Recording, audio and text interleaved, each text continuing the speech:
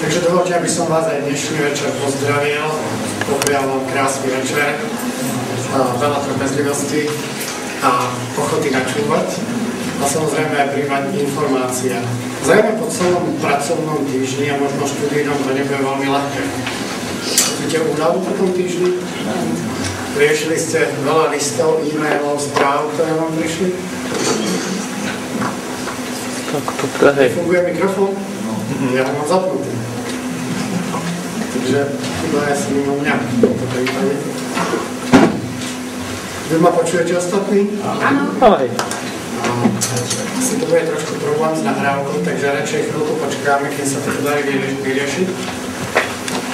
Ktoré sú zaznamenané v knihe Zjavenia, ale napriek tomu, že dennodenne dostávame určité množstvo listov a v podstate preteká týmto svetom obrovské množstvo rôznych typov listov, tak tie zanikajú, niektoré nemajú väčšiu trvácnosť ako niekoľko sekúnd. A tieto listy, ktoré chceme študovať, sú zaujímavé a aktuálne už takmer 2000 rokov. Predstavuje sa nám v nich Ježiš Kristus a hovorí niečo o nás, ako o kresťanoch, hovorí o svete, hovorí o dobách minulých, ale hovorí aj o budúcnosti. Ja si treba uvedomiť, že tieto listy napísal apoštol Ján niekedy na konci 1. storočia nášho letopočtu, v čase, keď bol vo vyhnanstve na ostrove Patmos. Viac ako 2 roky bol mimo civilizácie a jednoducho zrejme nemal príliš veľa správ, ktoré prichádzali z pevniny alebo z cirkvi, aby mohol objektívne zaznamenať nejaké svoje poznatky. A tak je jasné, že sa opiera o to, čo nám hovorí Biblia, že je to zjavenie. Že to nie je niečo, na čo Ján prišiel, ale čo mu Boh ukázal. A Pán Boh sa pozerá na tú svoju cirkev, na tie jednotlivé zbory a hovorí, na týchto mám takýto pohľad, pre týchto mám takéto rady a takéto výzvy. A každému zboru to tak povedal. A okrem toho, že to povedal konkrétnym zborom, tak to hovorí aj konkrétnym obdobiam, pretože my veríme, že sa to vzťahuje aj na jednotlivé časové etapy dejín kresťanskej cirkvi. A teda začalo to v 1. storočí nášho letopočtu a malo by to pokračovať až do návratu Ježiša Krista, teda počas celej tej ďalšej existencie tohto sveta. Z tých listov môžeme vidieť minimálne 2 dôležité informácie, okrem iného, že Boh vie, na rozdiel od nás, ktorí si myslíme, hľadáme, niečo cítime a na základe toho si zase niečo myslíme, Boh vie.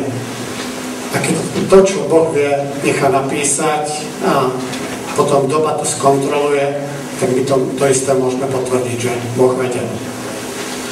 A to ďalejšie, čo z toho vyplýva, je, že toto sú nielen správy ako konštatovanie, ale že to zaznieva od niekoho, kto nás má veľmi rád. Je to list milujúceho otca, ktorý píše svojim deťom, pretože chce, aby sa vrátili domov. A je to vlastne všetko taká pozvánka, pokarhanie a aj ju chváli. To tretie obdobie je od roku 313, zhruba do roku 538, to je obdobie cirkvi, kedy cirkev sa stáva takmer štátnou. Počas vlády cisára Konštantína, ktorý pochopil, že kresťanstvo nie je možné poraziť, že skôr by bolo lepšie s kresťanstvom spolupracovať, respektíve zobrať ho do svojich služieb. A tak spravil z kresťanstva štátnu cirkev a dali jej mnohé práva, privilégia. Výsledkom toho je, že ľudí, ktorí do cirkvi prišli, už nemalo také čisté úmysly ako tí predtým. Ale cirkev začína prežívať rôzne mocenské zápasy, hlavne vo vnútri, o postavenie a býva aj boje medzi rôznymi kresťanskými frakciami. Sú tam rôzne typy učenia, ktoré sa snažia niekedy aj násilím sa presadiť, aby sa stali tou oficiálnou líniou. Toto obdobie končí zhruba rokom 538, kedy tá oficiálna línia kresťanstva porazila v podstate všetky tie ostatné, hlavne tzv. Ariánske vetvy. A to neboli maličké vetvy, ariánsku vetvu zastávali napríklad 3 dôležité štáty alebo kmene, ktoré v podstate boli vojnami vyhubené. Keď Pán Boh hodnotí toto obdobie cirkvi, tak je voči tomu veľmi kritický, pretože to, čo sa stráca v tomto období, je hľadanie Božieho slova, túžba po Duchu Svetom a po takom Božom vedení. Cirkev sa začína prejavovať tá, ktorá bojuje za Boha, miesto, aby Boh bojoval za ňu. Cítite ten rozdiel? Boh je ten, ktorý dal Jakobovi meno Izrael. Viete, čo znamená meno Izrael? Boh bojuje. Tým sa chce povedať, Boh bojuje za teba. Tvoj víťazný zápas, bez ohľadu na to, kedy žiješ, si nevybojuješ sám. Víťazstvo môžeš získať tým, že dovolíš Bohu, aby bojoval za teba, aby ti to víťazstvo dal. A on ti to dá, lebo je tvoj otec. V tomto období ale cirkev začala bojovať za Boha. Akoby za jeho slávu, za jeho práva. A tým sa sama postavila na to miesto a v podstate ako keby Pánu Bohu nedala šancu bojovať za nás. Prejavuje sa to násilím, krvou, potláčaním iných názorov, netoleranciou. Takže to je taká krátka rekapitulácia tých troch období. Dnes pôjdeme ďalej. A ešte si dovolím zopakovať štruktúru listov, pretože tá je vždycky rovnaká, až na maličké výnimky. A vy už viete, že to, čo sa nám tam predstavuje v každom tom liste, je najprv predstavenie Ježiša Krista, špeciálne, zvláštne, vždycky je iné.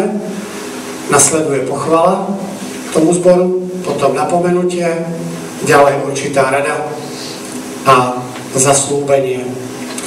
V dvoch prípadoch, ako som už hovoril minule, sa neobjavuje nejaká pochvala a v dvoch prípadoch sa neobjavuje nejaké napomenutie. Dnes začíname cirkvou do Tiatír a skôr, než prejdeme k tomuto samotnému štúdiu, si chceme prečítať ten text z druhého listu, respektíve z druhej kapitoly knihy Zjavenia. A ešte predtým, pretože chceme čítať Božie slovo a chceme, aby nás pri tomto štúdiu sprevádzal Duch Svätý, sa na chvíľku skloníme k modlitbe.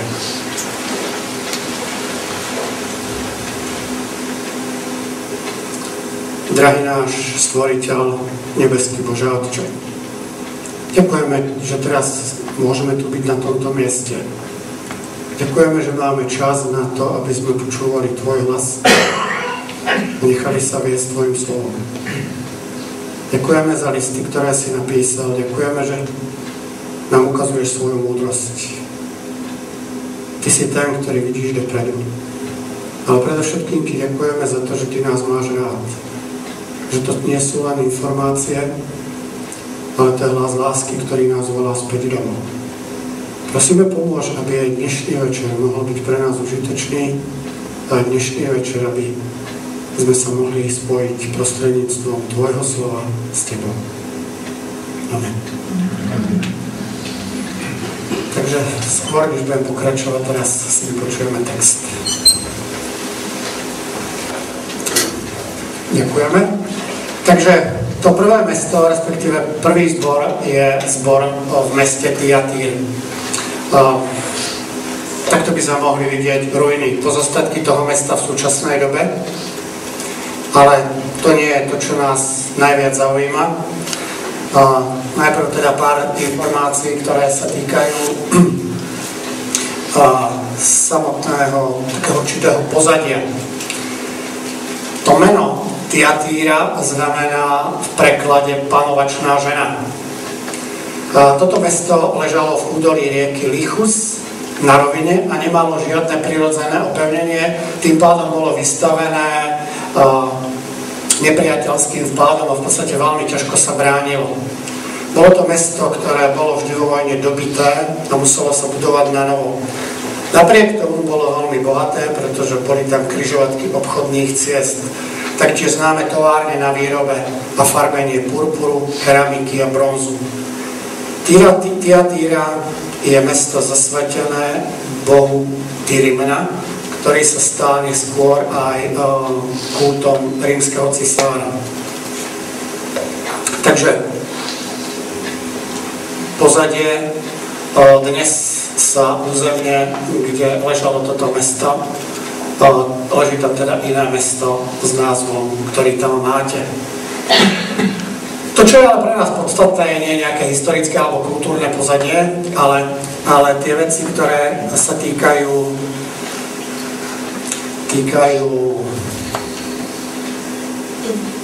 viery ľudí z toho mesta.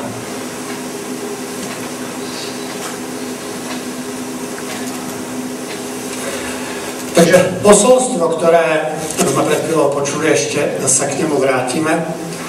To prvé, čo sa vždy objavuje, je predstavenie. Predstavenie Ježiša Krista, ktorý do Tyatýr sa predstavuje takto, že má oči ako plameň ohňa a nohy ako lesklý kov. To predstavenie je vždy špecifické voči mestu a prostrediu, do ktorého ide, samozrejme aj voči obdobiu, ktoré predstavuje. V Tyatírach, pretože tam boli fabriky, tam ľudia pracovali aj s pecami, kde boli veľké teploty, ktoré potrebovali pri výrobe tých materiálov. A teda pre nich toto bolo veľmi známe prostredie. Plameň bol totiž prostriedok, ktorý očisťoval ten materiál, ktorý chceli získať od tých rôznych nepotrebných materiálov, od tej strusky. A Ježiš Kristus sa predstavuje ako ten, ktorý má oči ako plameň ohňa, ktorý dokáže vidieť a rozlíšiť to pravé od nepravého. To, čo je falošné, dokáže oddeliť. Poznám tvoje skutky, aj tvoju lásku, vieru, službu a vytrvalosť. Viem, že tvoje posledné skutky sú početnejšie než prvé. Toto je obdobie cirkvi, ktoré je najdlhšie zo všetkých období a je od roku 538 až do Tridentského koncilu, ktorý bol v roku 1564. Teda obdobie viac ako 1000-ročné. Zo všetkých tých cirkevných období je to úplne najdlhšie. To, čo je zaujímavé na tomto zbore, je, že má krásnu pochvalu. Až by sme sa divili, že to, čo vieme o stredoveku, nie je príliš na chválenie, ale napriek tomu Pán Boh hovorí: poznám tvoje skutky, tvoju lásku, vieru, službu a vytrvalosť. Pán Boh v tejto cirkvi oceňuje aj tieto vlastnosti, pretože nie všetko v stredoveku bolo zlé. Napriek tomu, že v tom období zaznamenávame v podstate najväčšie odpadnutie od tej skutočnej pravdy, respektíve takéto pokračovanie odpadnutia. Ale zároveň hovorí, že tie posledné skutky sú lepšie ako tie prvé. Prečo? Pretože na konci tohto obdobia sa začínajú objavovať hnutia, ktoré nazývame reformačné hnutia. Objavujú sa ľudia, ktorí znovu čítajú Bibliu a vedú ľudí k návratu k tejto knihe, k Pánu Bohu. Takí ľudia ako Jan Wycliffe, Pierre Waldo, Jan Calvin, Jan Hus, Martin Luther a ďalší, ale ešte aj predtým, ako napríklad František z Assisi, alebo svätý Ľudovít, človek, ktorý zakladal vzdelávanie a budovanie nemocnice. Všimajme si, že napríklad v tomto texte, napriek tomu, že tých ľudí nebolo až tak veľa a tá väčšinová cirkev vyšla iným smerom, Boh si dokáže všimnúť aj takéto detaily alebo jednotlivcov a oceniť ich vernosť.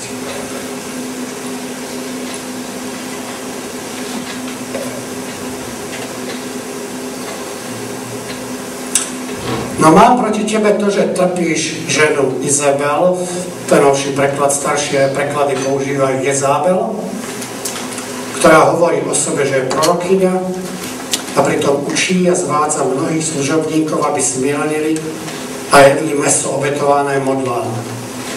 Dal som jej čas, aby sa kajala, ale ona sa zo svojho smilstva kajať nechce. Ja som vám už minulo hovoril, že jeden z princípov výkladu knihy Daniel je, že musíme nájsť určitý starozákonný koreň, ktorý nám pomôže pochopiť, čo tieto narážky znamenajú. A tu tá narážka je veľmi jasná. Je to narážka na určité obdobie cirkvi, respektíve Božieho ľudu, kedy vládla Jezabel. Počas vlády izraelského kráľa Achaba, tento si zobral za manželku pohanskú fenickú princeznu s menom Jezabel. A to bola veľmi vplyvná osobnosť, veľmi silná osobnosť, ktorá v podstate kráľovala a jej manžel tam hral len vedľajšiu úlohu. Spôsobila to, že ten Boží ľud sa dal na cestu nasledovania pohanských bohov. Zabudli na Pána Boha a išli v podstate úplne opačným smerom. Keď čítame toto obdobie, tak až žasneme, čoho táto žena bola schopná. A Pán Boh hovorí, viete, to obdobie Jezabel sa ešte opakovalo. Dokonca to trvalo 1000 rokov. Počas tohto obdobia medzi rokmi 538 až do toho 1564, ale to nemôžeme brať presne na roky, ono to bolo aj predtým, aj potom, sa v cirkvi prejavoval tento duch, tento spôsob konania. A viete, ako jej konanie nazýva Biblia, čo sa týka duchovnej stránky? Pán Boh to hovorí, že toto je smilstvo. Taký veľmi ťažký termín, obyčajne ho používam v iných súvislostiach. Ale to má zase náväznosť na to, že Pán Boh hovorí, že viete, medzi mnou a mojou cirkvou je vzťah ako medzi manželom a manželkou. Alebo ako medzi budúcimi manželmi. Ja očakávam, že moja cirkev bude verná. Že my dvaja spolu budeme mať vzťah. To, čo robila cirkev v tomto období, Pán Boh to nazýva smilstvo. Prečo? Pretože išla za inými bohmi. Pretože na svojho milého zabudla a v podstate tá cirkev si robila, čo chcela. Dokonca sa správala veľmi kruto a panovačne, tak ako sa správala Izabela, ktoré keď sa jej niekto postavil do cesty, tak musel byť odstránený. Používalo sa násilie. Neznášal sa iný názor. A tak žiaľ, vieme, že v tomto období sú aj také vplyvy ako je inkvizícia, ako sú križiacké výpravy, ako sú hranice. A viete, pokiaľ hovoríme o tom, že Rimania počas toho obdobia medzi 100 a 313 boli veľmi krutí, tak je treba povedať, že obete sa rátajú v tom období na 1000 až 10 000. Napríklad Nera považujeme za veľmi krutého panovníka. Nero má na svedomí 5000 ľudí, zhruba. Viete, koľko má na svedomí inkvizícia? 120 miliónov. Prečo? Pretože sa neznášal iný názor. Pre koho? V mene Boha. Cirkev bojovala za Boha takýmto spôsobom. Predstavte si, keď vznikol v nebi problém a Satan, Lucifer, sa postavil do opozície voči Pánu Bohu. Čo povedal Pán Boh? Odvedte ho pod gilotínu? On mu hovorí, choď a dokáže, máš pravdu. Dáva mu možnosť demonstrovať svoj spôsob vlády. Boh je ten, ktorý pracuje tak, že sa snaží ľudí presviečať. Samozrejme, musí prísť občas okamih, kedy prichádza trest, ale cirkev začala pracovať tak, že jednoducho nezniesla iný názor. A dokonca ľudia, ktorí čítali Bibliu, boli trestaní takým spôsobom, že stačilo mať doma Bibliu a boli ste považovaní za kacíra, pretože Biblia sa nečíta. V tomto období cirkev odišla od Boha veľmi ďaleko. Uvedomovala si to aj cirkev, tak na určitých konciloch vydali vyhlásenie, že kňazi sú povinní 2-krát do roka kázať z Biblie. 2-krát do roka kázať z Biblie. To znamená, predstavte si, keď vyjde takýto zákon, čo sa dialo? Čo sa kázalo? Čo sa kázalo? Tradície, skúsenosti, povery. Ľudské slovo sa povyšilo nad slovo Bože. Keď Pán Boh sa pozerá na tento stav, tak hovorí, hľa, vrhám ju na lôžko bolesti a tí, čo s ňou cudzoložia, tí vrhám do veľkého súženia, tak sa nebudú kájať za jej skutky. Jej deti zahubím smrťou a všetky cirkvi spoznajú, že ja som, čo skúma vnútro jej srdcia a každému z vás odplatím podľa jeho skutkov. Izabel vládla tvrdou rukou. Mala veľkú moc, absolútne neobmedzenú. Mohla si dovoliť čokoľvek. Ale prišiel Boží súd a Pán Boh našiel človeka, ktorý sa nazýval Jehu a povedal, ty pomstíš môj ľud. Výsledkom bolo, že 70 jej synov, respektíve ich synov, ktoré mala so svojím manželom, alebo ktorí prišli na svet ešte rôznym iným spôsobom, ako to býva v týchto kruhoch, tak boli potrestaní smrťou. Prečo? Pretože Pán Boh hovorí, ja vám dávam čas, aby ste sa kajali. Toto nie je cesta, ktorou môžete ísť. Dokonca mali také vážne upozornenie, že Pán Boh povedal, ak sa nevrátite ku mne, tak za 3,5 roka nebude padať dážď. Bez dažďa, bez vody. Tí ľudia neboli schopní existovať. A po 3,5 rokoch sa znovu objaví ten istý prorok Eliáš a povie, na moje slovo opäť začne padať dážď. A spraví taký skutok, pomocou ktorého ukáže, že je tu obrovský rozdiel medzi bohmi, ktorým oni veria, ktorí neexistujú, a medzi tým skutočným Bohom. A tí ľudia mali možnosť konfrontovať, že kto je Boh a čo sú len vymyslení Božikovia. A predsa sa nekajali. Až prišiel čas a Pán Boh povedal, dosť. To isté, čo teda vidíme v izraelských dejinách, sa žiaľ objavilo znovu, prejavilo a Pán Boh to takýmto spôsobom predstavuje a ukazuje, toto je niečo veľmi zlé. Vám ostatní v Tiatírach, čo sa nepridržate tohto učenia, ktorí ste nepoznali to, čo sa nazýva satanové hlbiny. Predstavte si tie výrazy, ktoré je hodnotená cirkev. Vám neukladám iné bremeno, len sa pridržajte toho, čo máte, kým neprídem. Komu je to posolstvo? Tým ostatným, čo sa nepridržali toho učenia, ktoré v podstate vymyslel Satan. To boli tí ľudia, ktorých som spomínal. V podstate tie hnutia, ktoré vtedy vznikali, teda hlavne reformačné hnutia, ľudia, ktorí začali čítať Bibliu, a keď čítali a prišli do kostola a počúvali, čo im tam hovoria, tak si hovoria, to nie je možné. To sú rozdielne veci. A tí ľudia chodili a hovorili, kážte z tohto. A cirkvi to začalo vadiť. A výsledkom toho, že táto kniha bola zakázaná. Napriek tomu, že to obdobie je veľmi zlé, napriek tomu, že tam zahynulo veľa ľudí a cirkev veľmi ďaleko odišla od Božej pravdy, pretože sa objavili učenia, ktoré sú z gréckej filozofie, ktoré sú z babylonskej filozofie, z egyptských zdrojov, ktoré boli z rôznych iných pohanských náboženstiev. Počas tohto obdobia sa stali súčasťou kresťanského kréda a vytlačili tie biblické náuky. Pán Boh hovorí, vám, ktorí ste nepoznali tie hlbiny satanové, vám hovorím, pridržajte sa toho, čo máte, kým nepríde. Tomu, kto zvíťazí až do konca zachová moje skutky, tomu dám vládu nad národmi. Bude nad nimi vládnuť železnou berlou palica a rozbije ich ako hlinené nádoby, ako som ja sám prijal od svojho otca. To sú také ťažké obrazy. Železná berla, alebo berla je nástroj, ktorý používal pastier, keď pásol ovce v Palestíne. Na jednej strane bol taký prostriedok na zabíjanie zvery, aby mu pomohol ochrániť to stádo od proste divej zvery. A na druhej strane tá berla mala taký zahnutý roh. A pomocou toho zase ten pastier priťahoval tie ovečky, ktoré mali tendenciu újsť.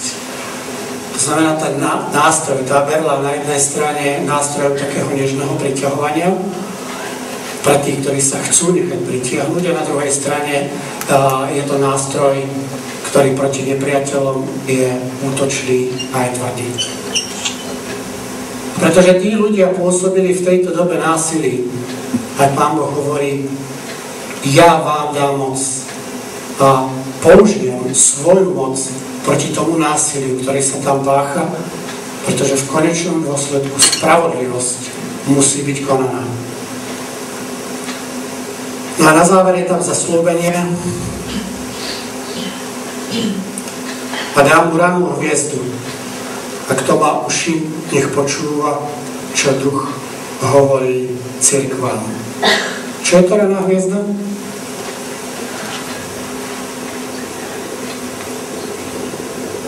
Čiže v Biblii sú dve rané hviezdy. Skúste. Bola tu jedna raná hviezda. Lucifer. To je Lucifer. A Ježiš. A tou druhou ranou hviezdou je Ježiš. S tou prvou ranou hviezdou sa stalo to, že padla. Lucifer je nosič svetla, zornička, raná hviezda. Je zaujímavé, že títo ľudia sa priklonili k tejto padlej hviezde, ktorá bola kedysi ranou hviezdou. Ježiš Kristus sa k ním prihovára a hovorí: ja vám dám skutočnú ranú hviezdu, tú, ktorú nepadla. Kto je ňom? Ježiš Kristus. Takže vedie svoju cirkev k tomu, aby ustúpila od tých falošných vecí a navrátila sa späť k Pánu Bohu. Takže toto je posolstvo, ktoré je najdlhšie zo všetkých. Keď si ho prečítate, tak je tam najdlhšia výčitka. Ale zase Pán Boh dokáže vidieť aj lásku, dokáže vidieť aj vernosť tých, ktorí verní zostali. Skôr, než budem pokračovať ďalej, tak teraz poprosím o prečítanie posolstva ďalšiemu zboru.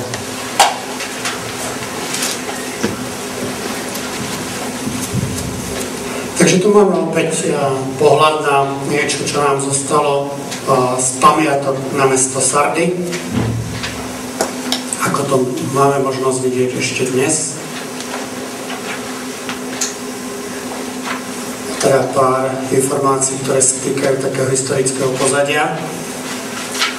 Postavené bolo na 450 metrov vysokom kopci.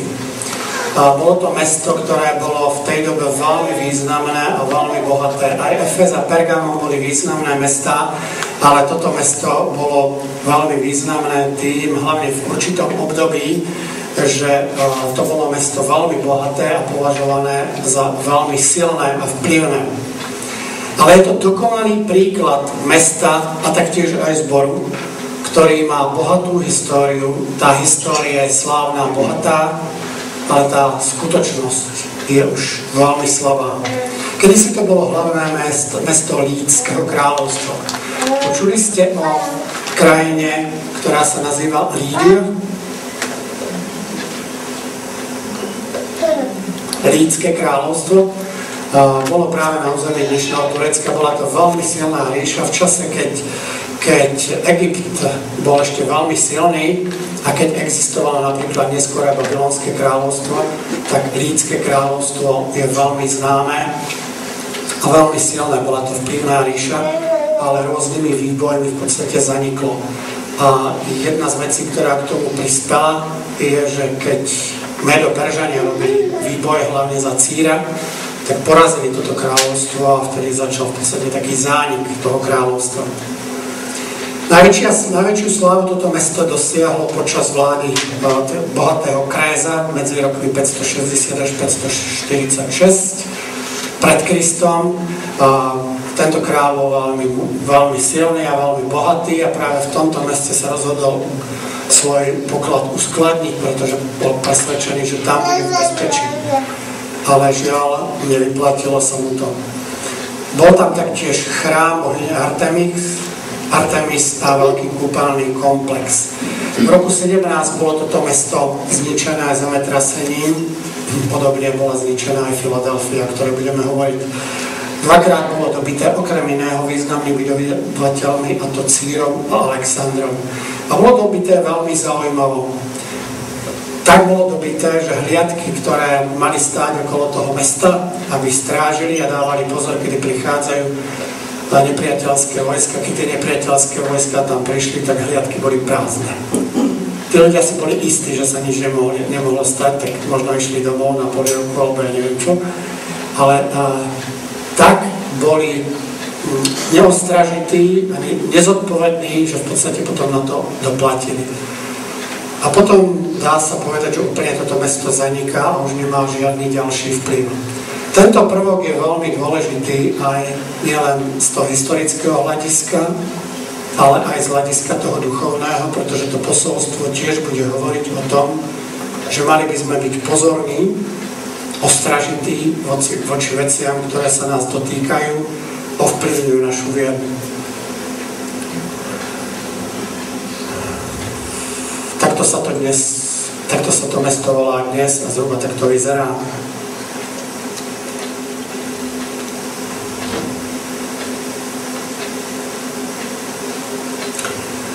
Takže toto obdobie je ďalšie obdobie cirkvi, ktoré je zhruba medzi rokmi 1565, teda po Tridentskom koncile, až do roku 1840. Cirkev, ktorá žije z minulej slávy, ale je mŕtva. Je to jedna z tých dvoch cirkví, ktorá nemá nejakú pochvalu. Nie všetko v Sardách, nie všetci v Sardách sú ale mŕtvi. Niekoľko ľudí, ako sa tam píše, si nepoškvrnili rúcho. Je to obdobie reformácie, cirkev sa vracia k prameňom, ale aj obdobie tzv. Protireformácie, kedy tá oficiálna cirkev si uvedomuje, že reformátori sú pre nebezpečenstvo a tak pripravuje taktiku na vyhľadenie. Je tu výzva k bdelosti, k posilňovaniu tých, čo zostali, a k pamätaniu na to, čo bolo predtým, a k pokániu a k poslušnosti. A teraz prejdeme k tomu jednotlivému posolstvu, tak ako je zaznamenané v 3. kapitole od 1. verša. Anielovi cirkvi v Sardách napíš: toto hovorí ten, ktorý má 7 božích duchov a 7 hviezd. Pamätáte sa, že jednému zboru sa už takto Pán predstavoval? Teraz vás trošku vyskúšam, aká je vaša týždňová pamäť. Cirkvi v Efeze sa podobným spôsobom predstavuje tiež ako ten, ktorý má 7 hviezd vo svojich rukách. Čo sa chce tým povedať? Má 7 božích duchov. Čo to je? Toto hovorí ten, ktorý má plnosť Božieho ducha vám, ktorí ste toho Božieho ducha dali preč. To je niečo, čo potrebujete pre svoju vieru. A napriek tomu, že vy idete vlastnou cestou, ja stále držím tých 7 hviezd vo svojich rukách. Aj na vás myslím. Prebuď sa a posilňuj, čo zostalo a malo umrieť. Lebo tvoje skutky nepokladám za dostatočné pred svojim Bohom. Žiadna pochvala. Ešte aj tú cirkev predchádzajúcu, to obdobie stredoveku sa dalo pochváliť. Ešte aj tam sa našli ľudia, ktorí povedali, tak to nie. Ktorí boli ochotní plávať proti prúdu, ktorí boli ochotní dokonca aj život položiť za svoju vieru, ktorí boli ochotní povedať, tu stojím, inak nemôžem. Tak mi to moja viera ukazuje. V tejto cirkvi zdá sa, nič také nie je.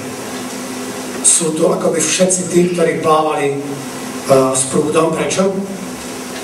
Lebo to vyhovuje. Keď plávate s prúdom, nebudete mať problémy. Jednoducho sa veziete. Prijímate to, čo sa oficiálne prijíma, a to, čo hovorí vedenie, tak sa tým smerom ide. Ale Boh hovorí, že to je veľmi zlý stav. Rozpamätaj sa teda na to, čo si prijal a počul, a zachovaj to a rob pokánie. Ak však nebudeš bdieť, prídem ako zlodej a ani sa nenazdáš, ktorú hodinu k tebe prídem. Ale v Sardách máš niekoľko ľudí, čo si nepoškvrnili rúcho. Tí budú chodiť so mnou v bielom, lebo sú toho hodní. Ale to, čo sa radí tejto cirkvi, je pokánie. Čo to je pokánie? Taká kresťanská vlastnosť, málo sa to používa medzi ľuďmi bežne, že sa to slovo príliš nepoužíva. Čo to je pokánie? Bežne to používame vo vzťahu k vyznaniu hriechov. To je pravda. A tá najdôležitejšia myšlienka, ono sa to viaže na vyznanie hriechov, ale nie len na vyznanie hriechov, ale aj na zanechanie tých hriechov. Ale najdôležitejšia myšlienka spojená s pokáním je, že Boha uznám za Boha. A tým vlastne poviem, Boh má pravdu a ja sa mýlim. Pokiaľ Boha uznáte za toho, ktorý má právo vládnuť a rozhodovať, ktorý stvoril tento svet, ktorý má právo určovať pravidlá, zistíte, že vy idete inou cestou a následkom toho činíte pokánie. Táto cirkev ale Boha odstránila z toho miesta, ktorému patrí. A preto Pán Boh je posiela toto posolstvo. Hovorí, ak nebudeš konať pokánie, tak prídem ako zlodej v noci. Čo to je za obraz? Zlodej v noci? Nečakanie. Ale v tom závere vidíme, že napriek tomu, čo sme povedali, aj v Sardách sa nájde niekoľko ľudí, ktorí si nepoškvrnili rúcho. Čo to znamená poškvrniť si rúcho? Hriech. Nevernosť. Toto smilstvo, o ktorom hovorila predchádzajúca časť, kedy viac ľudia veria iným náukám, pohanským náukám, ako to, čo hovorí Božie slovo. A Pán Boh hovorí, tí budú chodiť so mnou v bielom, lebo sú toho hodní.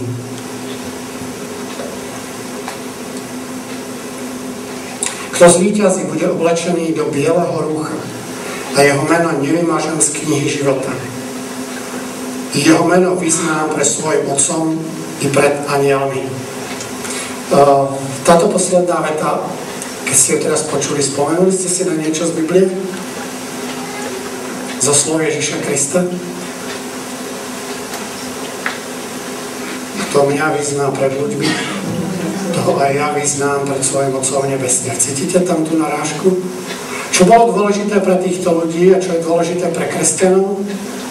Priznať sa k Bohu.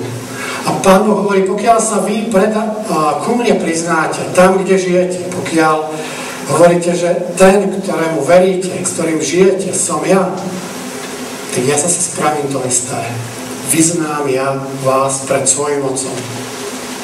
A biele rúcho znamená čistotu, spravodlivosť, ktorú Boh udelí tým, ktorí mu uveria, ktorí sa dajú na jeho stranu.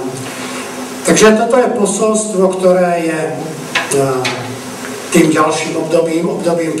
cirkvi, ako som spomínal, medzi rokmi zhruba 1564 až 1940, obdobie, ktoré je charakterizované reformáciou a protireformáciou.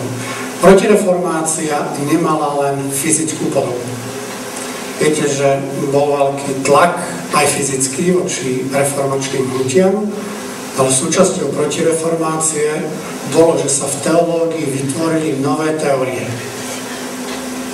Teórie, ktoré sa snažili zmiasť tých reformátorov. Dovtedy sa Biblia vykladala napríklad tak, ako ju vykladám, ako sa ju snažíme vykladať aj tak, že je to Božie slovo, ktoré postupuje od stvorenia a končí až pri druhom príchode Ježiša Krista. Počas tohto obdobia, okrem iného, určití teológovia prišli s teóriami, ktoré sa nazývajú preteristické alebo futuristické. To sú tie iné výklady aj pri knihe Zjavenia.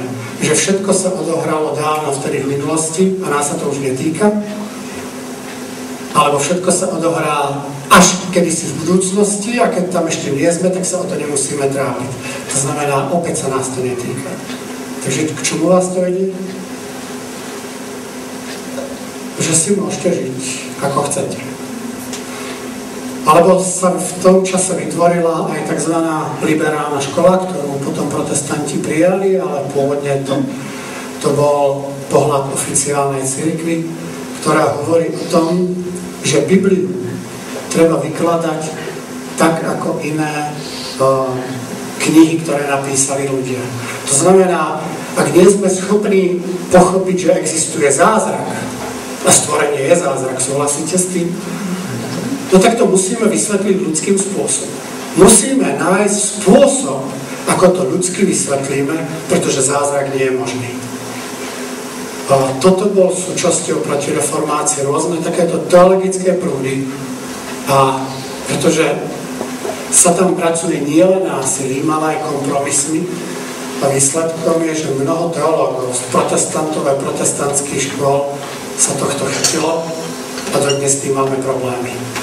Takže mnoho ľudí túto knihu považuje za etickú príručku, za dobrú knihu o histórii, ale knihu, ktorá nám nemá veľmi čo povedať.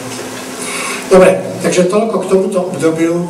Opäť poprosím Martušku, aby nám prečítala ďalšiu časť.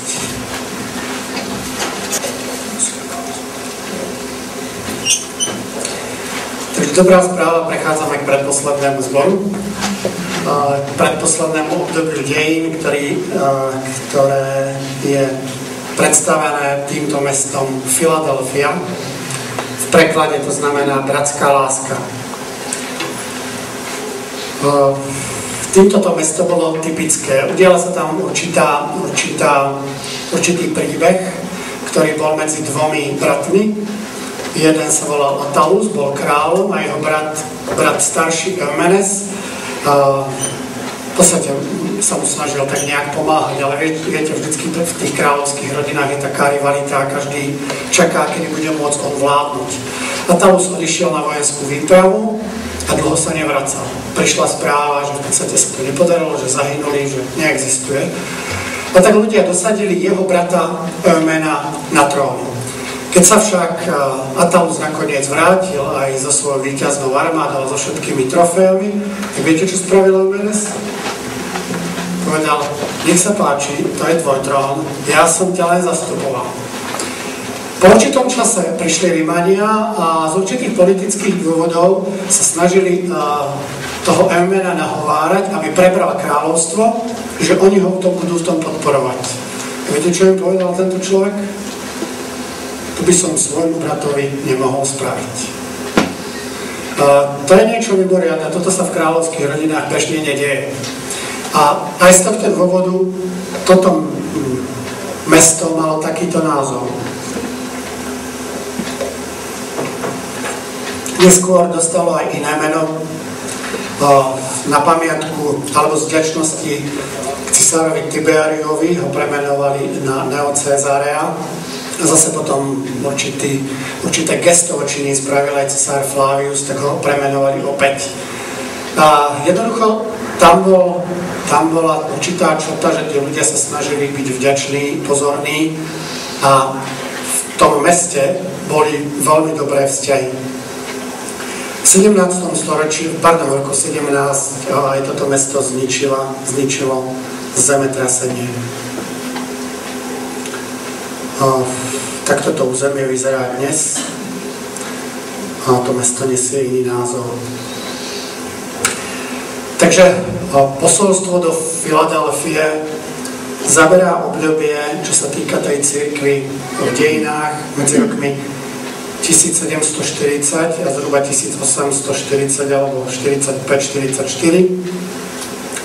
Je to obdobie misionárov. Obdobie, kedy cirkev sa opäť vrátila tam, kde bola v prvom storočí. Kedy si uvedomovala, že Boh napísal túto knihu pre nás. A to je Božie posolstvo, ktoré sa má všade šíriť. To, čo vzniká v tomto období, je, že vznikajú biblické spoločnosti. Britská biblická spoločnosť, medzinárodná biblická spoločnosť, americká biblická spoločnosť, vznikajú misijné spolky a Biblia sa stáva znovu najviac tlačenou a predávanou knihou na svete. A počas tohto obdobia Pán Boh takým spôsobom otvoril dvere, že možnosť kázať Božie slovo sa v podstate prejavovala po celom svete. List do Filadelfie oceňuje vytrvalosť vyvolených, ktorí zachovávajú Božie prikázania, ktorí sú verní. To, čo sa tam veľmi silne objavuje, je nádej na druhý príchod Ježiša Krista. Dokonca aj s predpovedanými konkrétnymi dátumami. Tie nevyšli, pretože Ježiš Kristus v tomto období neprišiel, ale to, čo je zaujímavé, že tieto hnutia sa objavujú v kresťanstve, v bahaizme, v isláme. Teraz nie som si ešte v niektorých ďalších náboženstvách, a dokonca aj v židovstve. A v niekoľkých krajinách, ktoré sú jednak teda islamské, ale aj európske a taktiež aj v Spojených štátoch amerických. Dokonca v Spojených štátoch amerických toto hnutie bolo také veľké, ktoré očakávalo, že sa Kristus vráti v určitom čase na zem, že každý 17. Američan k tomuto hnutiu patril. Nakoniec sa ten Ježiš Kristus nevrátil, alebo teda neprišiel na túto zem, ale Ježiš Kristus to, čo oceňuje, je, akí tí ľudia boli odovzdaní tomuto hnutiu, akí boli verní a s akou aktivitou šírili to Božie posolstvo. Anielovi v cirkvi vo Filadelfii napíš, toto hovorí svätý a pravdivý, ktorý má Dávidov kľúč, ktorý otvára tak, že nikto nezatvorí a zatvára tak, že nikto neotvorí. To hovorí ten, ktorý je svätý a pravdivý. Čo to je svätý? Oddelený. Dobre, veľmi správne. Teraz ešte od čoho? Oddelený od hriechu. Svetosť si predstavujeme rôznym spôsobom. Stačí, keď si zložíte takto ruky a ste svätí. Ale v tom biblickom slova zmysle je, že svetosť je opak hriešnosti. Druhý výraz, ktorý je tam použitý, je pravdivý. Tento zbor nebude mať nejakú výčitku. A Ježiš Kristus akoby týmto ľuďom hovorí, vy rozumiete, čo je to svetosť a vy rozumiete pravde. A preto sa k vám priznávam ako k svojim deťom a nemávam čo vyčítať. A otvoril som vám dvere. A keďže ja som vám tie dvere možnosti otvoril, nikto ich nezatvorí. A až ich ja zatvorím, tak ich nikto neotvorí. Tí ľudia si uvedomovali, že to, čo robia, nie je preto, že oni sú múdri a úspešní, ale preto, že jednoducho po tom období stredoveku Boh otvoril dvere.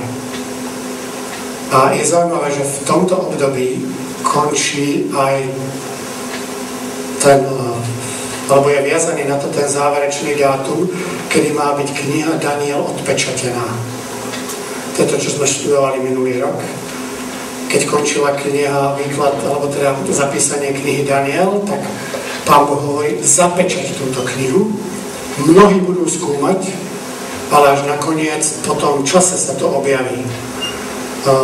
Ten čas skončil práve v tomto období. A výsledkom toho bolo, že ľudia začali znovu Bibliu čítať, pochopili knihu Daniel a na základe toho si uvedomovali, táto kniha sa musí dostať do celého sveta. Musíme o tom hovoriť. Teda je to naplnenie toho, čo Pán Boh predpovedal aj v knihe Daniel. Poznám tvoje skutky. Hľa, otvoril som pre tebou dvere, ktoré nikto nemôže zavrieť. Lebo hoci máš málo síl, zachoval si moje slovo a nezapral si moje meno. V tej dobe neboli v cirkvi nejakí vplyvní ľudia. A Pán Boh hovorí, vy ako cirkev nie ste silní, nie ste početní, nemáte nejaký vplyv.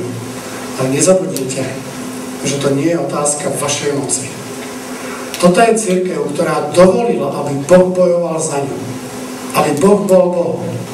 A oni v podstate ho len nasledovali a boli poslušní. Výsledkom bolo, že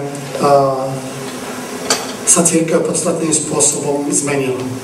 Hľadávam niektorých zo synagógy Satana, čo hovoria o sebe, že sú Židia, no nie sú, ale luhajú.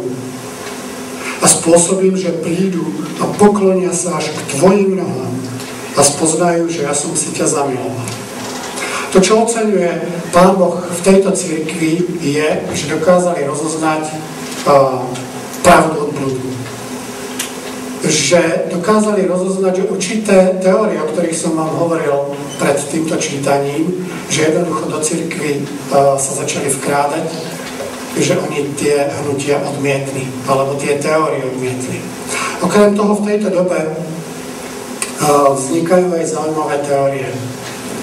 Evolucionistická teória, marxistická teória a ďalšie veci, ktoré sa vkrádajú do sveta a budujú si tu svoj priestor. V tomto období sa im cirkev bráni. A drží sa toho, čo je v Božom slove. Neskôr to už bude inak. Pretože ty si zachoval moje slovo o vytrvalosti A ja ťa ochránim pred hodinou skúšky, ktorá príde na celý svet preveriť obyvateľov zeme. Čo skoro príde. Tí ľudia prežili veľmi vážnu skúšku, hlavne v tom, že určité veci sa im nepotvrdili. Jedna z vecí, ktorá sa nepotvrdila, ktorá bola pre nich kľúčová, je, že sa Ježiš nevrátil. Oni totiž verili, že na základe toho proroctva, ktoré sme študovali v Danielovej 8. kapitole, ak sa pamätáte, až prejde 2300 večerov a rán, tak bude očistená svätyňa. A tí ľudia boli presvedčení, keď bude očistená svätyňa, to musí znamenať Kristov príchod. Tak oni to vypočítali to Židia, vypočítali to kresťania, vypočítali to ďalšie náboženstva. Všetkým to vyšlo, viete, na ktoré roky? 1843-44. Ale po celom svete rôzne skupiny ľudí čakali, že sa vráti Kristus. Nevrátil sa. Viete, aká to bola rana? Si neviem predstaviť. Tí ľudia jednoducho boli presvedčení, oni si dokonca vypočítali deň. Túto noc sa to stane. Oni nemali absolútne žiadne pochyby, že sa to stane. Na druhý deň ráno zistili, že sa nestalo nič. Svet išiel ďalej. A tí ostatní ľudia, kde je váš Kristus? A Ježiš Kristus hovorí, ja ťa ochránim pred hodinou skúšky. Tí ľudia si prešli svojim sklamaním a nestratili vieru. Pridržaj sa pevne toho, čo máš, aby ti nikto nevzal veniec. Takže to je posolstvo tomuto obdobiu, ešte raz opakujem, žiadne napomenutie. Nie preto, že tí ľudia nerobili chyby, ale viete prečo? Pretože keď počuli Božiu výzvu, tak to dali na prvé miesto v svojom živote. Takže opäť poprosím o posledné posolstvo z 3. kapitoly. Ešte je tu zasľúbenie. Toho, kto zvíťazí, robím stĺpom v chráme svojho Boha. Už nikdy viac odtiaľ nevyjde. Napíšem na ňu meno svojho Boha aj meno mesta svojho Boha, Nového Jeruzalema, ktorý zostupuje z neba od môjho Boha a moje nové meno. Takže aj týmto ľuďom je zasľúbené víťazstvo a Pán Boh hovorí, že ich urobí stĺpom v chráme svojho Boha. Keď v roku 17 pod vplyvom zemetrasenia padli všetky chrámy, všetky budovy v Laodicei, tak ľudia niekoľko mesiacov žili mimo toho mesta iba v šiatroch, v stanoch. Báli sa ísť tam. Pán Boh hovorí, ja vás urobím stĺpmi v chráme svojho Boha. Niečo také, ako čo ste prežili, kedysi sa už nestane. Pretože vaša stabilita, vaša pevnosť bude daná tým, čo Boh pre vás urobí. Chrám je miesto, kde sa má stretnúť človek s Pánom Bohom. A on hovorí, vy ste takou cirkvou, že vy ste sa stali stĺpmi v chráme Boha. Vy ste tí, ktorí ste Bohu pomáhali, aby to stretnutie človeka a Pána Boha sa mohlo uskutočniť. Takže poprosím.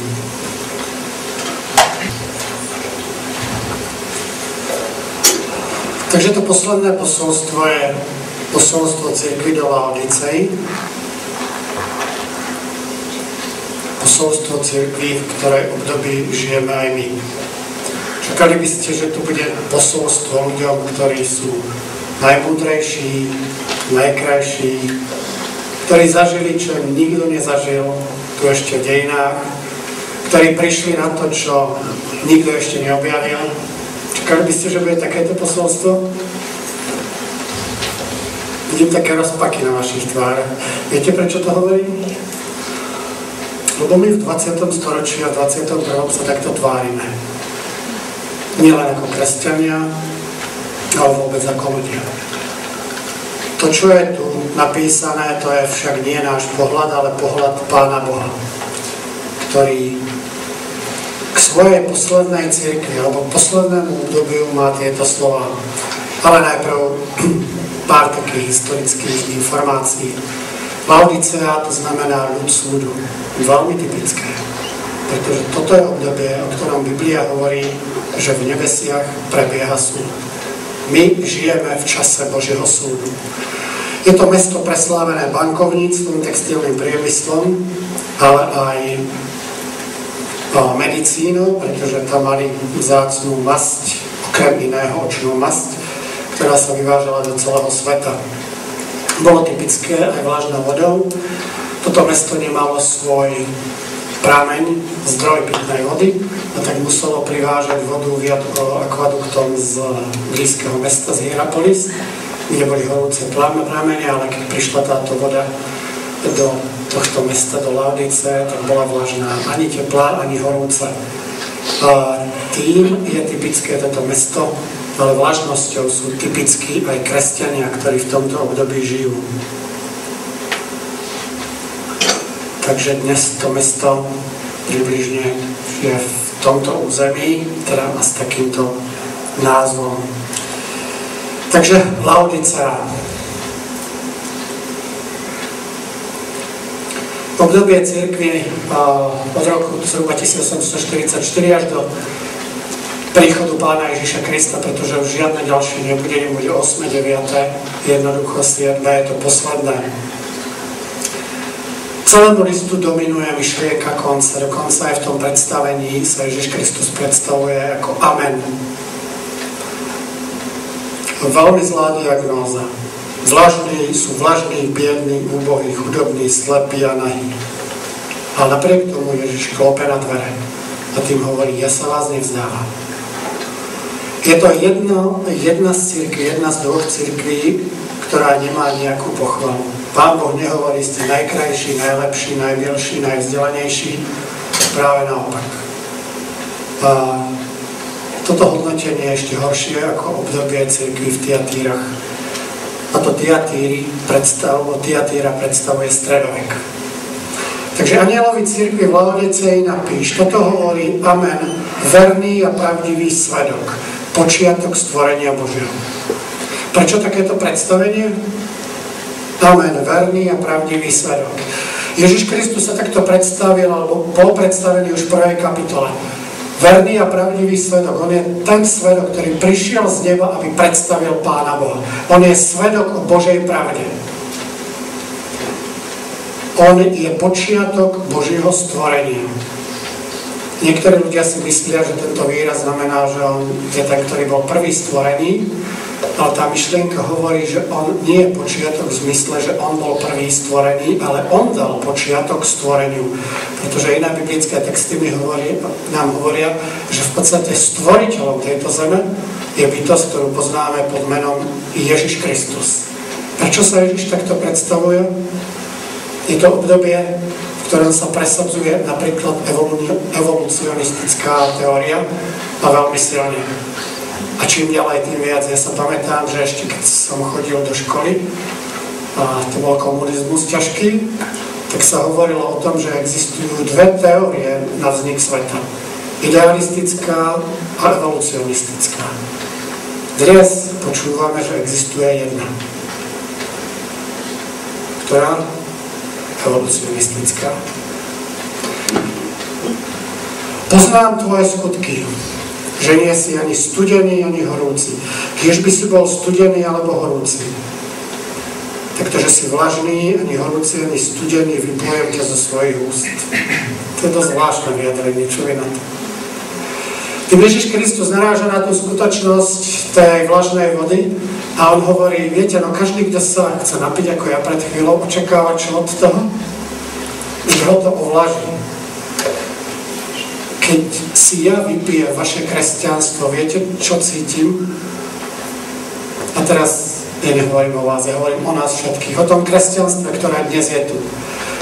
Ježiš Kristus hovorí, ja cítim presne to isté, ako vy, keď ste sa napili tej vlažnej vody. Museli ste to jednoducho vypiť. To sa nedalo. To nechutilo, to nič neprinášalo. Taká je skutočnosť. Veď si hovoríš. Problémom tejto doby je, že si myslíme. Ja som vám povedal na začiatku o Bohu, že Boh je ten, ktorý vie. A Pán Boh hovorí, vaša doba je typická tým, že vy si myslíte, ale vy neviete. Poznáte rozprávku o cisárových nových šatoch? Pamätáte sa ešte na tú pointu? Všetci vedia, že cisár je nahý. A cisár si myslí, že má krásne šaty. Toto je obraz Laodicejskej cirkvi, ktorá sa utápa v ilúziách, že všetko je v poriadku. Kostoly sú plné. Máme toľko teologických fakult, ako nikdy tu nebolo. Máme toľko kníh, ktoré vychádzajú o náboženstve, že sú plné knižnice. Nie je problém mať doma Biblii koľko len chcete. Komentárov k jednotlivým biblickým témam. Môžu byť semináre, sympózia, konferencie o kresťanstve. Výsledok je aký? My sa hráme na kresťanov. Apoštol Pavol, keď hodnotí toto posledné obdobie, tak hovorí, budú to ľudia, ktorí budú milovať peniaze. A budú sa tváriť pobožne. A potom je tam ešte niekoľko iných charakteristík.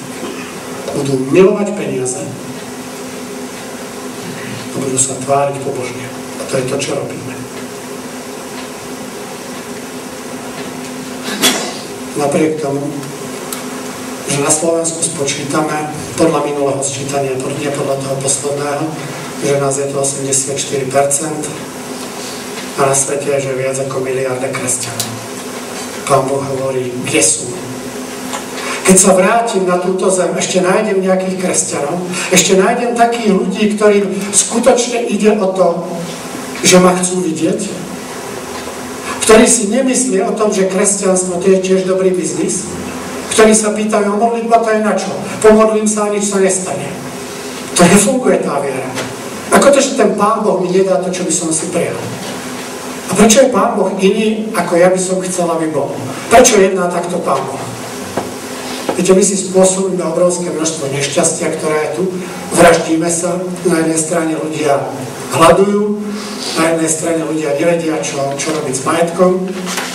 Podvádzame sa, kradneme, klameme. A potom, keď prídu problémy, tak povieme, ako to, že to Boh dovolí? A Pán Boh, keď sa pozerá na to kresťanstvo, tak hovorí, ty si myslíš, že si bohatý a ty nevieš, že si biedný, úbohý, chudobný, slepý aj nahý. To, čo máš, to totiž nie je nič. Neviem, či poznáte tú pieseň Pána Zmožka, ktoré spieva Jestli nemáš spasení, tak to, čo máš, to nic není. Počuli ste to niekto? Veľmi pekná pieseň, možno vám dám impuls, aby ste ju hľadali. A on tam na ten refrén niekoľkokrát opakuje a neustále spieva. Ak to, čo máš, nie je spasenie, tak to, čo máš, alebo to, čo si myslíš, že máš, to vlastne nič nie je.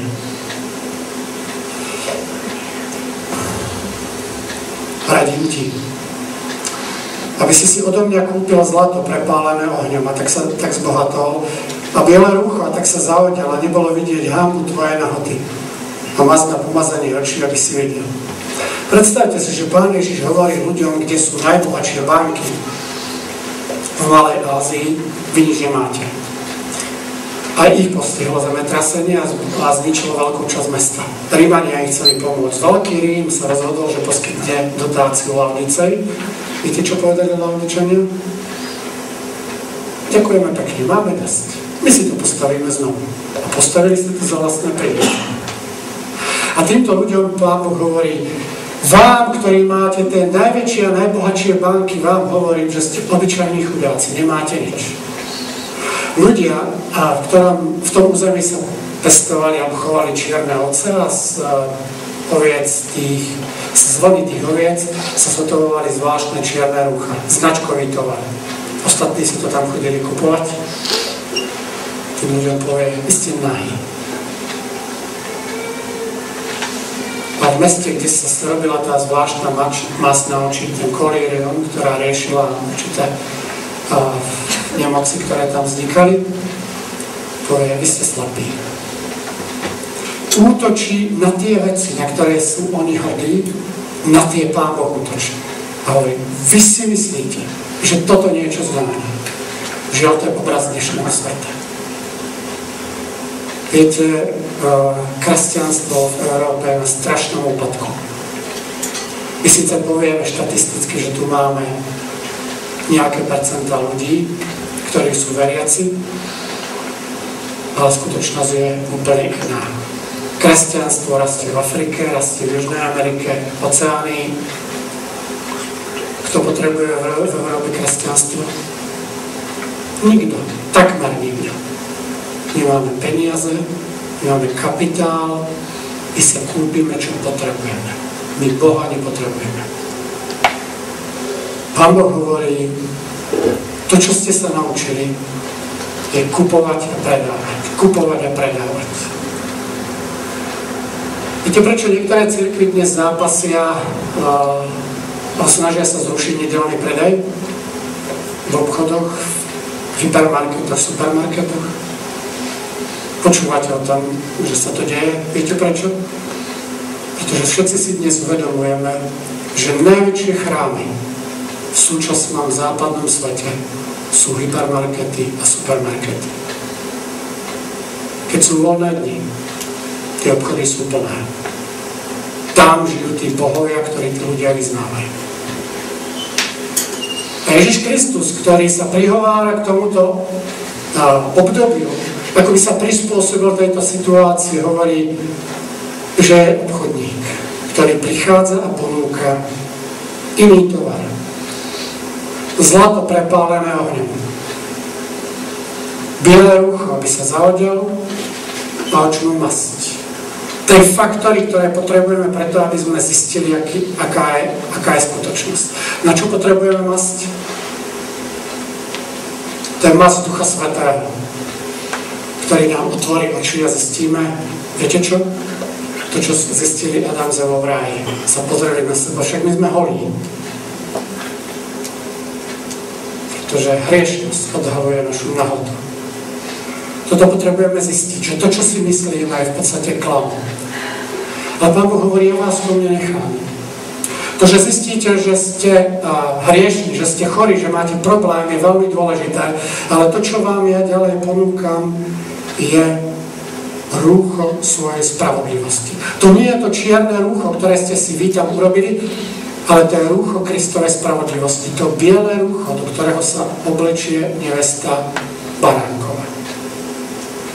A ponúkam vám aj zlato odpustenia. Aby tie hriechy, ktoré na sebe máte, aby mohli byť odňaté. Ježiš Kristus ponúka tieto, mohli by som povedať, 3 produkty, aby vyriešil problém tej poslednej cirkvi. Na záver dodáva, ja všetkých, ktorých milujem, napomínam a prísne vychovávam. Buď teda horlivý, aká je sa, ale stojím pri dverách a klepem. Ak niekto počuje môj hlas a otvorí dvere, vojdem k nemu a budem stolovať s ním a on so mnou. Diagnóza tejto cirkvi je úplne najhoršia zo všetkých. A Ježiš Kristus sa nevzdáva. A hovorí nám, aj pre vás je šanca.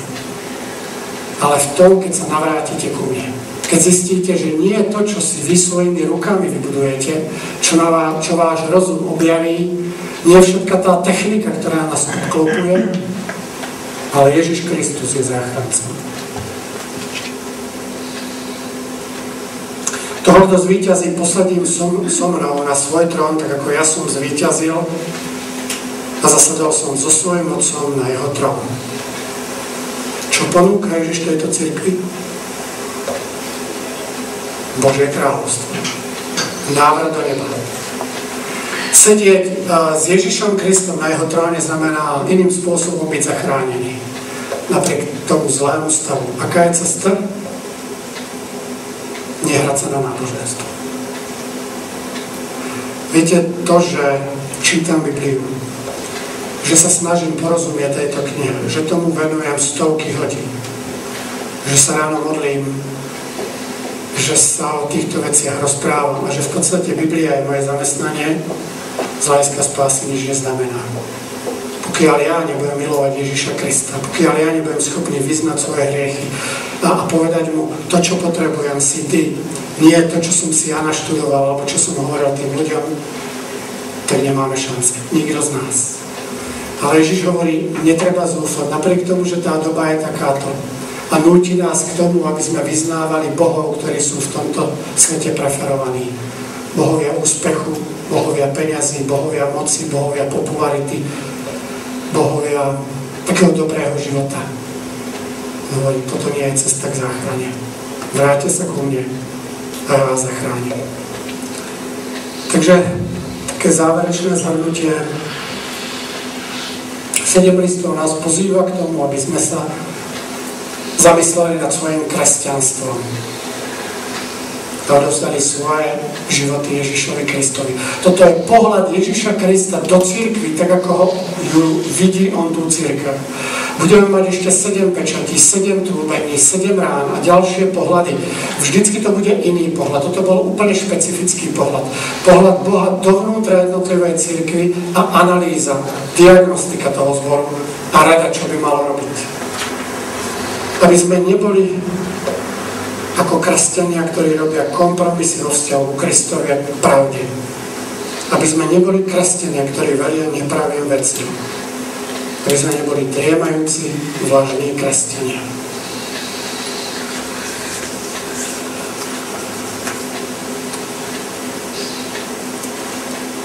Ježiš Kristus v tom úvodnom obraze hovorí, ja vás poznám, držím vás vo svojich rukách a chcem vás zachrániť.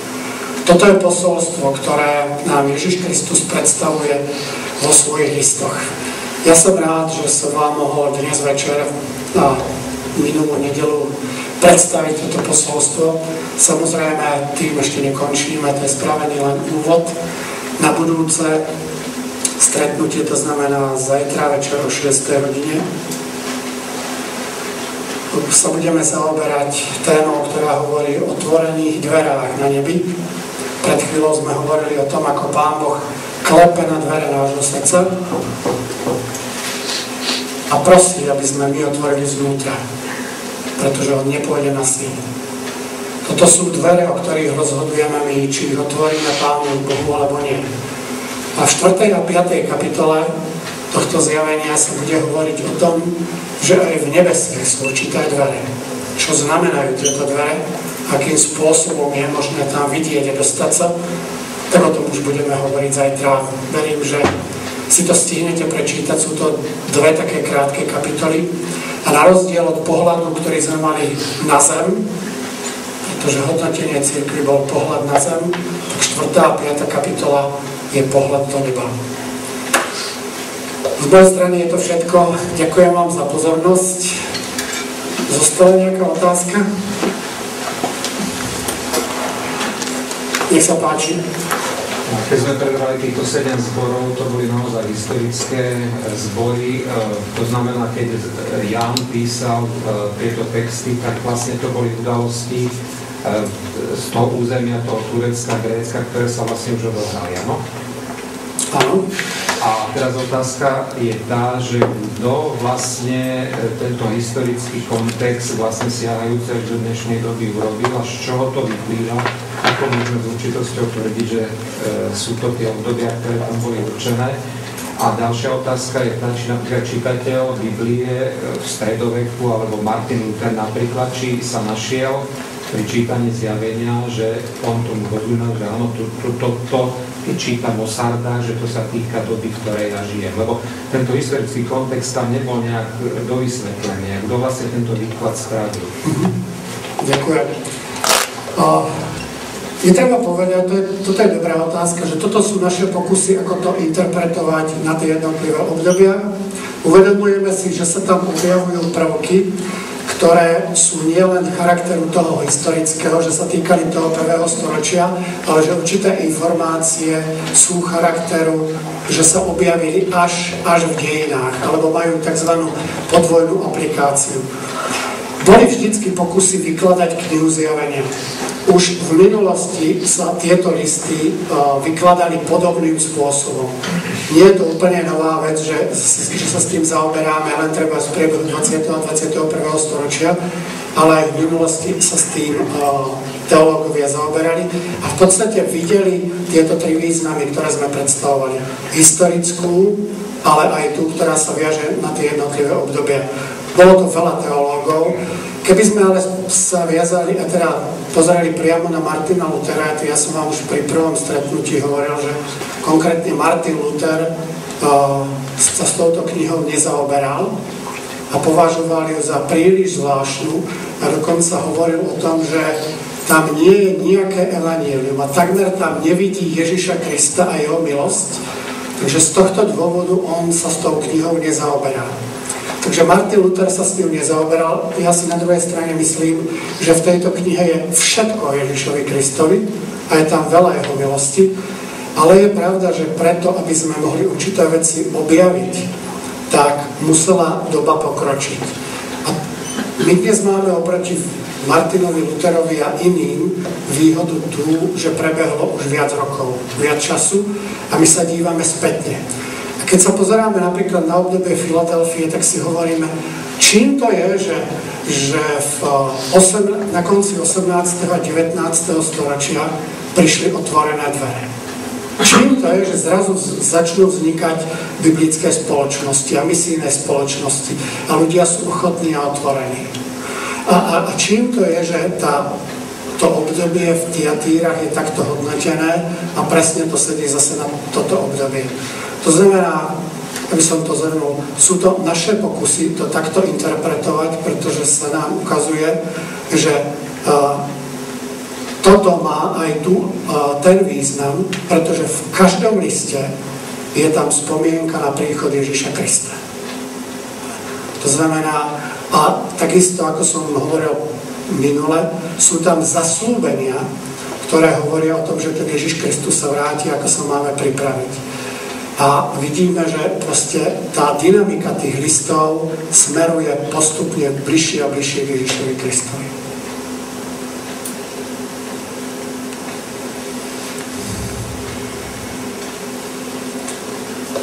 Nejaká doplňujúca otázka? Vidím, že nie celkom som vystihol.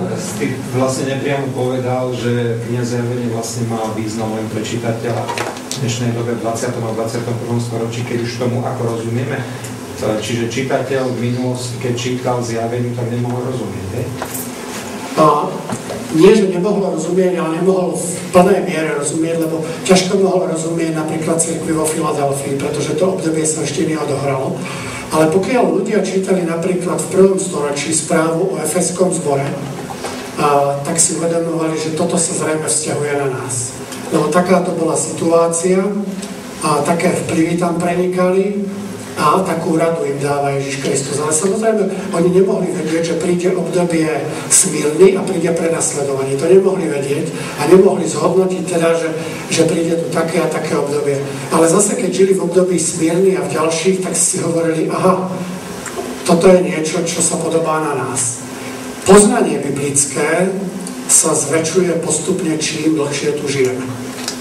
To znamená, že je pochopiteľné, že keďže my sme tu už od Ježiša Krista zhruba 20 storočí, že to množstvo informácií je väčšie. Tým ale to nemusí znamenať, že sme biblicky múdrejší, iba máme viac poznania. To znamená, niektorým veciam rozumeli a niektorým asi nemohli rozumieť. Respektíve tie interpretácie boli rôzne.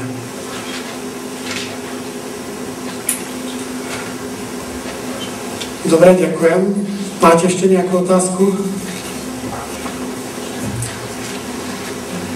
Ak nie, tak teším sa na zajtrajšie stretnutie. Pokiaľ chcete, môžete napísať otázku aj e-mailom.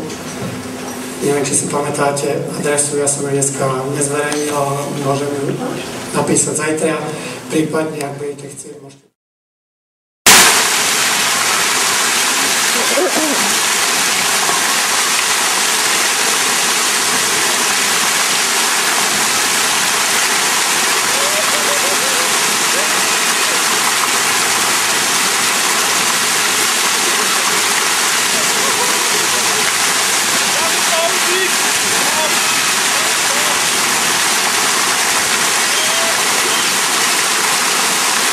si sa osviežil.